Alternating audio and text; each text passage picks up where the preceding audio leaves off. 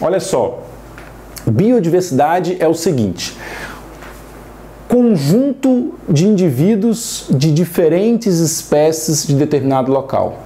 Por exemplo, quando eu falo a biodiversidade brasileira, eu estou querendo me referir a todas as espécies de seres vivos que existem no Brasil. A floresta amazônica tem uma grande biodiversidade, uma das maiores biodiversidades do mundo. Por quê? Porque a floresta amazônica tem uma grande quantidade de espécies diferentes. Perceba que quando se diz biodiversidade, eu não me refiro à quantidade de indivíduos, mas eu me refiro à quantidade de espécies diferentes, ok? Por exemplo, o bioma taiga, o bioma tundra especialmente, esse bioma tem uma grande quantidade de indivíduos, mas tem uma biodiversidade pequena. Por quê? Porque ele quase todo praticamente tem uma mesma espécie de árvore. Agora, na floresta amazônica tem várias espécies de árvores diferentes, além de todas as espécies de animais, inseto e tudo mais. Então lá apresentam uma grande biodiversidade. Então olha só, biodiversidade é o conjunto de espécies de determinado local. Conjunto de espécies de determinado local. Beleza? E é exatamente pela grande biodiversidade que existe no mundo, que a gente sabe que existe no mundo, que nasceu a necessidade de classificar os seres vivos. Hoje, a ciência que conhece e faz isso é a sistemática. A sistemática engloba tanto a taxonomia quanto a filogenia. A soma dos dois é o que se entende hoje, que é a sistemática. Mas nós vamos ver, como eu já disse aqui no título da aula, é a taxonomia. O que é a taxonomia? É o começo da classificação dos seres vivos. Começou lá com Carl von Linné, que eu já comentei aqui, que a gente chama ele, para nós aqui, de Linneu, que é lá do século XVII, século XVIII. E ele classificou muitos seres vivos. Aqui, ó, o que a taxonomia faz?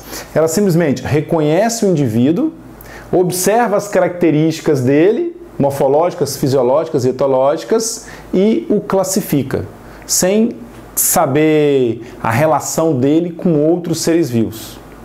A filogenia se preocupa com a relação de ancestralidade, ela depende do conhecimento da evolução. Ela está relacionada com a ancestralidade. Eu olho esse indivíduo e vejo a história evolutiva dele e comparo a história evolutiva dele com do outro indivíduo, a história evolutiva do outro indivíduo. E eu vejo o grau de parentesco evolutivo entre eles. Isso é a filogenia. Mas o nosso foco hoje é o quê? É a taxonomia. O que é a taxonomia? Taxonomia é classificação dos seres vivos. E sabe quando começou isso? Lá na Grécia Antiga. Lá na Grécia Antiga. Aristóteles, só podia ser Aristóteles, sempre é ele, né? Um grande filósofo grego. Aristóteles foi o primeiro a se preocupar em classificar os seres vivos em grupos. Aí ele classificou os seres vivos em seres vivos aéreos, seres vivos terrestres e seres vivos aquáticos. Bem simples, né? Mas foi a primeira classificação. Foi o primeiro a pensar no mundo sobre isso. Beleza, tem os bichos que voam, aéreo. Os que estão aqui no meio da gente, aqui na Terra, terrestre. E os aquáticos. Beleza. Um outro filósofo grego, que inclusive era discípulo de Aristóteles, né, seguindo essa tendência de classificação, ele classificou as plantas também. Ele classificou as plantas em gramíneas, arbustos e árvores. Olha que classificação interessante. E aí, outros foram trazendo mais classificações, até que chegou em Linneu, que distribuiu os seres vivos em animais, vegetais, aí tem aqueles animais que são aqueles que andam e vegetais aqueles que ficam parados, e aí foi surgindo outros seres vivos também, outras características, tem algas, tem fungos, e assim foi surgindo todos os grupos de seres vivos que existem no mundo hoje. E qual é os critérios de classificação que se usa. Quais são esses níveis taxonômicos que existem? Bom, os seres vivos foram divididos em reinos. Por exemplo, o reino animal, o reino vegetal, o reino fungi, o reino plantae e o reino monera. Olha só, na classificação normal, de novo, do mais simples, monera, que são as bactérias. Segundo, protoctistas. Os protoctistas incluem algas e os protozoários. Reino fungi, que inclui todos os fungos, é um grande reino, fungos, cogumelos, bolores, mofo, as micoses. E aí vem os dois grandes reinos, né, que é o reino vegetal e o reino animal. Joia! Nós vamos ver direitinho quais são esses níveis taxonômicos, como que eles são agrupados. Depois do reino vem os filos são divididos em classes, que são divididos em ordens, depois família, gênero, espécie. Mas nós vamos ver isso aí na próxima aula, porque agora nós vamos conhecer quais são as regras de nomenclatura. Esse pai da taxonomia, que é o Linneu, ele criou algumas regras de nomenclatura muito interessantes que até hoje, com pouquíssimas mudanças, está em vigor. Pensa, ele fez isso no século XVII. Olha o tanto que o conhecimento evoluiu, tanto que a ciência evoluiu, e até hoje os critérios de classificação atribuídos por Linneu prevalece. De tão bem feito que foi, hein? De tão bem feito que foi. Então vamos apagar o quadro aqui para a gente falar um pouco disso aí. Pessoal, mais uma vez, qualquer dúvidas que vocês tiverem e perguntas, vai lá no meu Instagram e pode me perguntar, viu? Vai lá me visitar, manda um oi. Se você estiver fazendo aula aí, ó, faz um favorzinho para mim, tira uma foto aí sua e posta no seu Instagram, se você tiver Instagram, que você teve aula com o senhor Biologia e me marca lá, que aí eu te marco também. Os 50 primeiros que fizer isso, eu marco eles também, beleza? Vamos lá, ó. Vamos ver agora, são as regras de nomenclatura. O que são as regras de nomenclatura? Primeira coisa, é o chamado nome científico. Por que é importante eu dar um nome científico para as espécies? Para que o estudo fique organizado. É importante ter um nome científico porque o mundo inteiro vai chamar aquele indivíduo pelo mesmo nome. Porque imagina se aquele indivíduo recebesse o nome num país, um outro nome no outro, um outro nome no lugar, todo mundo ia querer estudar aquela espécie e ia ter perda de tempo, porque uma pessoa descobriu tudo sobre aquela espécie, a outra pessoa também vai estudar porque ela acha que é uma espécie diferente, porque tem nome diferente. Não, vamos organizar isso. Então, a ideia de Linneu, vamos criar uma regra de nomenclatura para a gente dar nome para as espécies. Nós temos as espécies e ela vai ter os seus nomes, que serão os seus nomes científicos. Beleza. A primeira regra, o nome é latim ou latinizado. Latim ou latinizado. Por exemplo, essa história de latinizado. Carlos Chagas, que estudou toda a doença de Chagas, né, causada pelo protozoário Trypanosoma cruzi, quando ele descobriu esse Trypanosoma cruzi, ele quis homenagear Oswaldo Cruz, que era o ministro da Saúde da época, muito amigo dele, um grande estudioso também.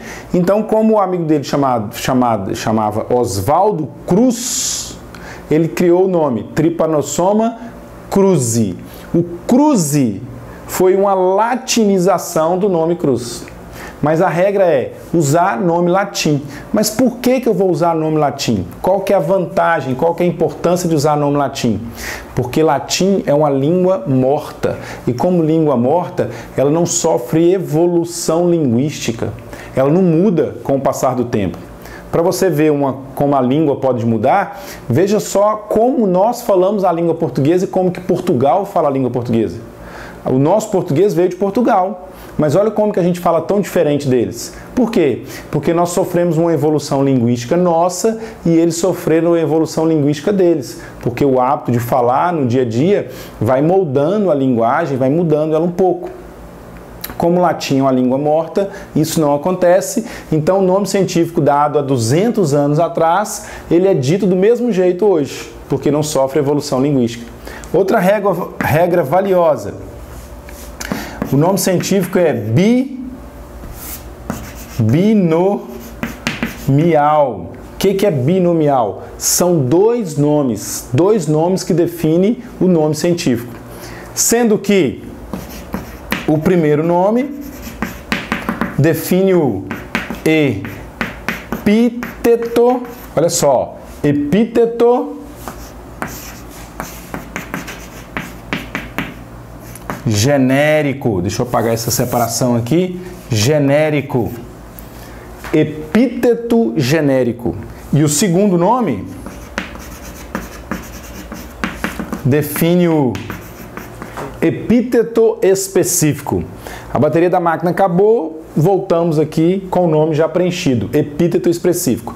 Atenção, hein? Se eu falo, por exemplo, canes familiares, canes representa o quê? O gênero, porque é epíteto genérico. Dentro da classificação de seres vivos, existem gênero e espécie. Todos os indivíduos canes pertencem ao gênero Canis. E dentro do gênero Canis existem algumas espécies. Por exemplo, Canis familiares, que é o cachorro doméstico, Canis lupus, que é o lobo, e assim por diante. Pois bem, o primeiro nome então do cachorro doméstico que é Canis familiares, o primeiro nome é Canis, que representa o gênero. E o que representa a espécie? Se você falou o familiares, está errado. Familiares não representa a espécie. O familiares representa uma característica daquela espécie. O que representa a espécie são os dois nomes. Então não esqueça, ó, é binomial, ok? Ele é binomial. Pois bem, senhoras e senhores, nome científico deve ser latinizado, nome científico deve ser binomial, sendo que o primeiro nome representa o gênero e o segundo nome é uma característica. O primeiro chamado epíteto genérico e o segundo chamado epíteto específico. Tem mais regras de nomenclatura. Essa regra que eu vou falar aqui agora, ela é muito importante. Atenção!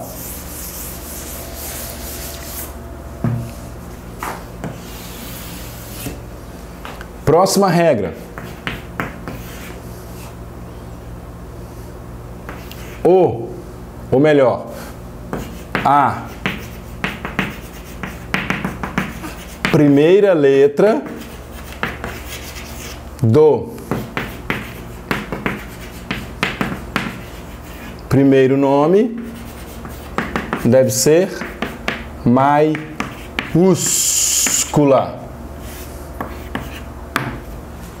A primeira letra do primeiro nome deve ser maiúscula. Em outras palavras, o epíteto genérico deve começar com a letra maiúscula. Então, se a gente colocar o exemplo aqui, ó.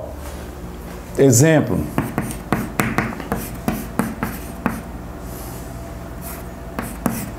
Trypanosoma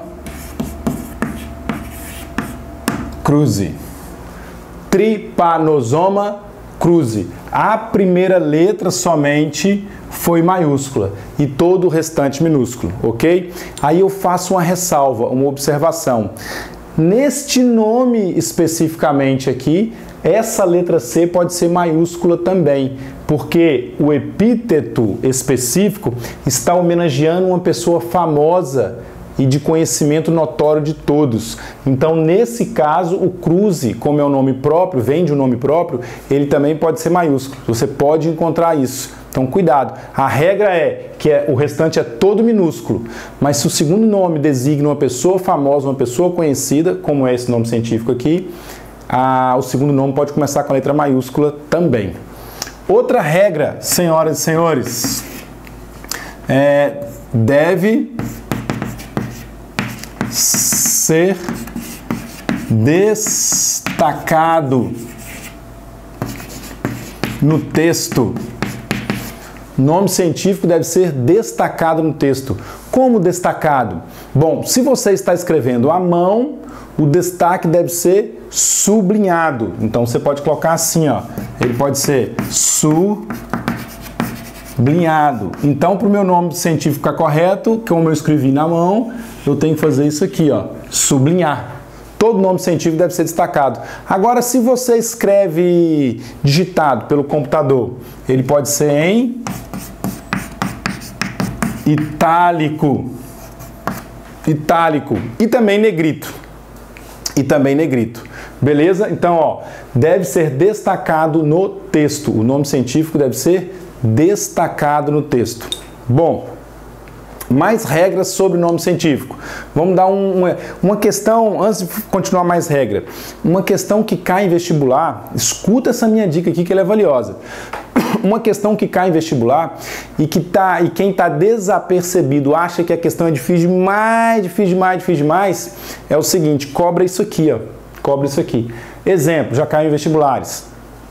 O enunciado conta uma história de um determinado ser vivo lá, que fala que ele é assim, fala que ele é assado, uma nova espécie descoberta, que ele tem essa e aquela característica, que ele vive em tal lugar, papapá.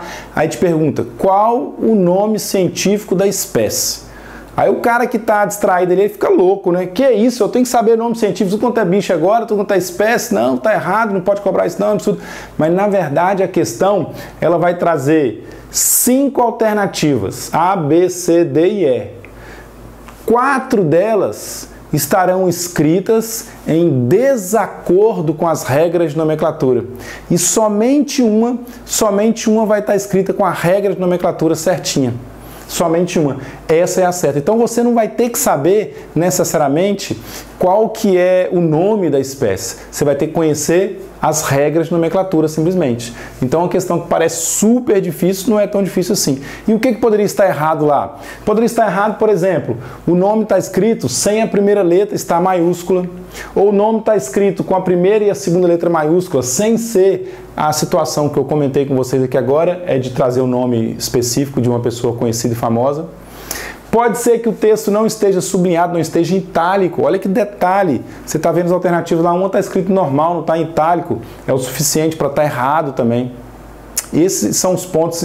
Outro tipo de questão que pode cair para você. Ele dá o nome de várias espécies. Existe a espécie tal, conta lá umas 8 espécies, ele dá uns 8 nomes científicos, aí te pergunta quantas espécies tem e quantos gêneros tem.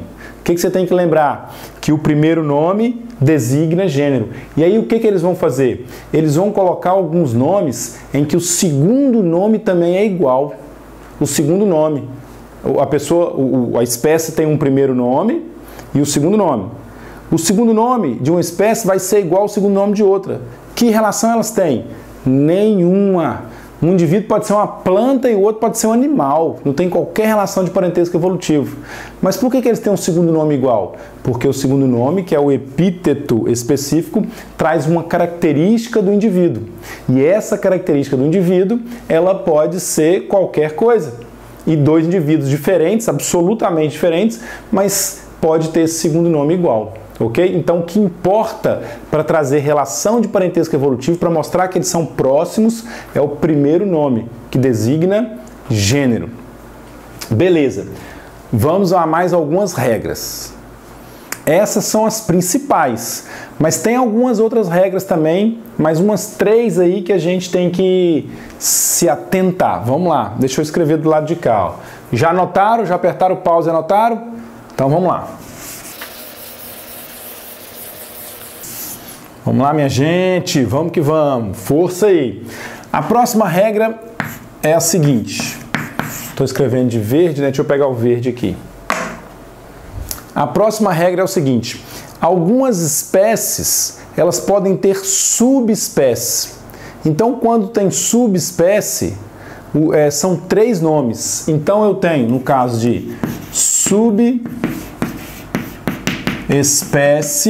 2 pontos. Ó, uma situação. Subespécie. Ela vai ser trinomial. trinomial, sendo que o primeiro nome é o epíteto genérico e deve ser escrito com a letra maiúscula. O segundo e o terceiro são letras minúsculas. E o terceiro nome, ele é trinomial. O terceiro nome, deixa eu escrever melhor o E, designa a subespécie. Um exemplo é o gorila. Existe o gorila da savana e o gorila da montanha. Aí o nome científico dele, olha que original, é gorila, gorila, gorila. 3 vezes. Gorila, gorila, gorila. E o outro é gorila, gorila, beringe, que é o da montanha. Gorila, gorila, beringe. Percebe que o terceiro nome é a subespécie, gorila da montanha, e o terceiro nome, gorila, é o gorila da savana. E aí tem também, senhoras e senhores, quando nós temos, além de subespécie, eu tenho subgênero. Subgênero também vai ser trinomial.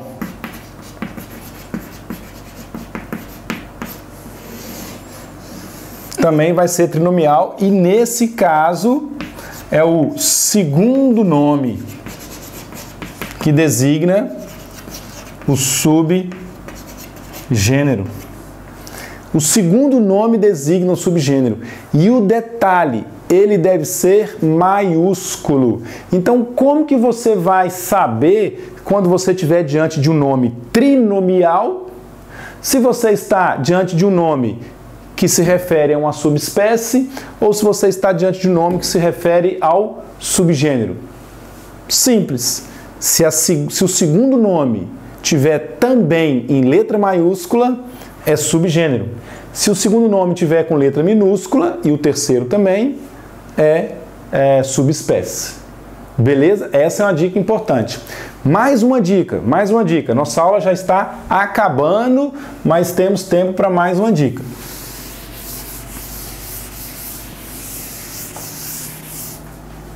Senhoras e senhores, essa dica também é interessante.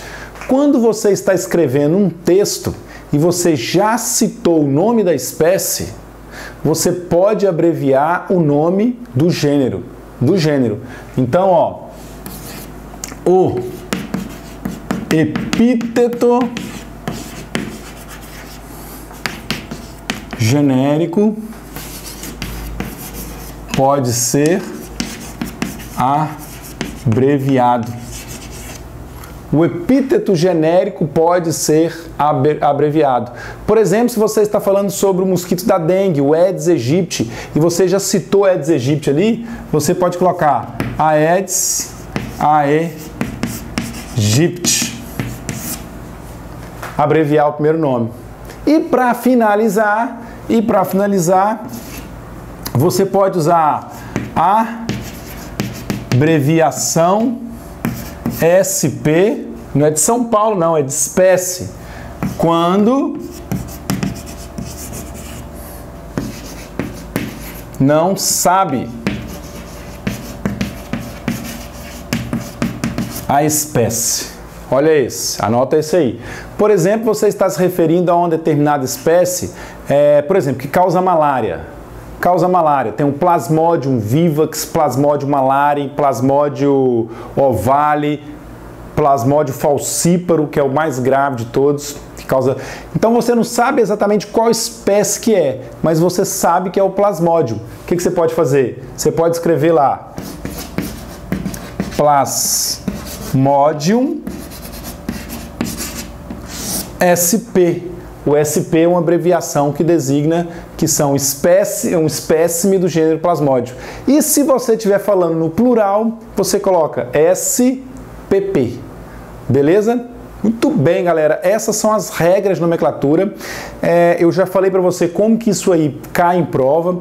Vai direto agora fazer exercício. Se você não tem aí na sua apostila, você pode encontrar exercício na internet. Você já está aí diante do computador, já está aí com o seu celular. Se você tiver acesso, tiver como, vai na internet e digita lá testes de regras de nomenclatura, então exercícios de regras de nomenclatura, que você vai encontrar muito exercício para treinar isso aí. Só não esqueça das minhas dicas, hein?